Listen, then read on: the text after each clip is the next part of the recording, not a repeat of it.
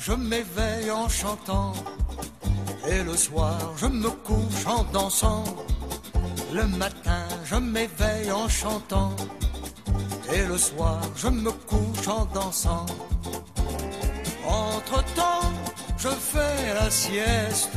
Voilà tout ce qui Il avait me tout compris, reste. Guy Béard. Il se couche en dansant, il se réveille en chantant. C'était fait pour Télématin. Nous vous reparlerons de Guy Béard tout à l'heure dans la partie réservée au monde culturel, tout à l'heure après 8h15, avec des extraits de son dernier concert. Bon, alors le football maintenant. Football, un petit peu moins culturel, ou si, c'est culturel en Quoique. certains. Quoique. C'était la Ligue des Champions, le retour de Lyon dans cette compétition après 3 ans d'absence, un match en Belgique, un match nul. Voilà, c'était pas le plus grand match du siècle. On regarde ce qui s'est passé pour l'OL sur la pelouse de la Gantoise, réduit à 10 en première mi-temps. L'OL en blanc ouvre le score à l'heure de jeu par Christophe Jallet de la tête. 10 minutes plus tard, le champion de Belgique égalise d'une frappe croisée du droit de Milicevic. Et à 2 minutes de la fin du temps réglementaire, Lyon-William aurait pu marquer à nouveau, mais Alexandre Lacazette manque son penalty, donc le score ne bougera pas. Ça fait un partout. Un partout également, donc le même score pour le tenant du titre, le FC Barcelone, et l'AS Roma. En Italie, le Barça en bleu marque en premier de Suarez. Et réponse romaine, vous allez voir William, avec ce superbe lob de Florenzi. Une cinquantaine de mètres, on regarde ça au ralenti. Et d'autres beaux buts dans cette soirée de Ligue des Champions. Une autre superbe réalisation, celle de Thomas Müller pour le Bayern Munich face aux Grecs de l'Olympiakos. Müller qui s'est offert un doublé dans cette rencontre, remporté 3-0. L'autre buteur chez les champions allemands, c'est Mario Götze, c'est lui. Voilà donc 3-0 pour le Bayern Munich. Sans Franck Ribéry, toujours blessé. Et dans ce même groupe F, c'est Arsenal en rouge et blanc qui est allé perdre chez les Croates du Dynamo Zagreb. Le Français Olivier Giroud a écopé de 2 cartons jaunes, notamment pour un pied un petit peu haut. Donc les Anglais se sont retrouvés en infériorité numérique 10 contre 11. Les Croates l'emportent 2-1 avec notamment ce but de Fernandez de la tête. Voilà pour le football. Très bien. Et l'équipe de France de basket, comment elle va? Ça va bien. Ce soir, ils affrontent l'Espagne. Ce sera un match qui sera à suivre sur France 3 à 20h50. Ah oui, parce que l'Espagne... L'Espagne, c'est pas... Ils se rencontrent assez souvent avec les Espagnols. Et les Français tenteront de se qualifier pour la finale. Ils sont tenants du titre. Maintenant, on connaît l'autre demi-finale qui opposera la Lituanie à la Serbie. Nous avons des paniers de ces deux équipes. Regardez, la Lituanie en vert qui a sorti l'Italie en quart de finale de cet Euro, comme il y a 2 ans.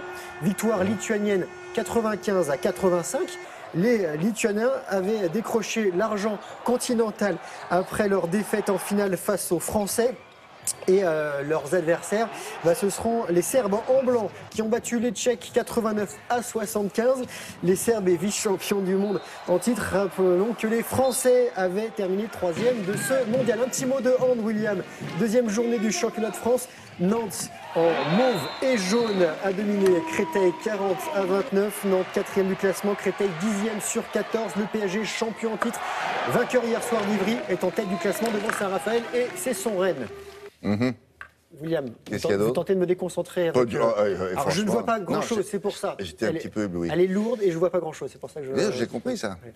Vous voulez un petit trépied pour la poser? Je veux bien un petit trépied ou une horloge, une grosse horloge. On va parler de golf, William. Vous savez que le golf fait son grand retour au JO, après plus de 114 ans d'absence. Et les sportifs français aiment le golf. Les sportifs français, pas que les golfeurs. C'est-à-dire il y avait une petite compétition, regardez, un petit rassemblement. Nous sommes sur le parcours de Crécy-la-Chapelle en Seine-et-Marne. Ça s'appelle l'O-Cup, 3e édition. Golfeurs pro, olympiens et sportifs de haut niveau, tous venus taquiner la petite balle blanche et découvrir des disciplines olympiques. Alors le patineur, commentateur Fabrice Candeloro a souffert en taekwondo.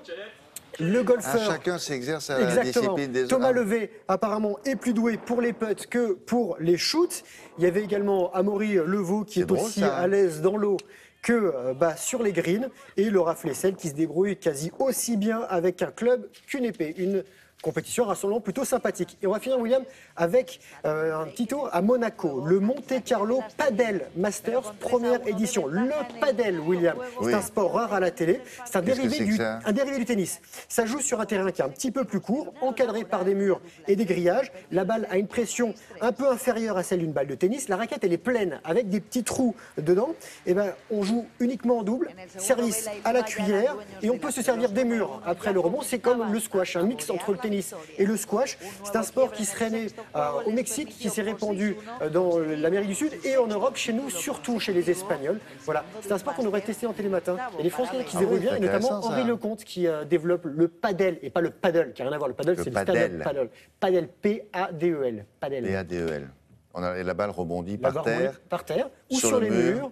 Face à votre voisin. Plusieurs rebonds, peu importe. Non, un rebond, après qu'il soit... Un seul rebond. Bon, en fait, tiens, on va tester, comme ça on vous donnera toutes les explications. D'accord. Ça se passe où? Partout en France, là c'était à Monte-Carlo. Ah, c'est à Monte-Carlo? Là, non, là, on peut trouver quelque chose en banlieue parisienne, si vous voulez. Padel, c'est à Monte-Carlo. Ah bah on va à Monte-Carlo, ok. J'ai compris.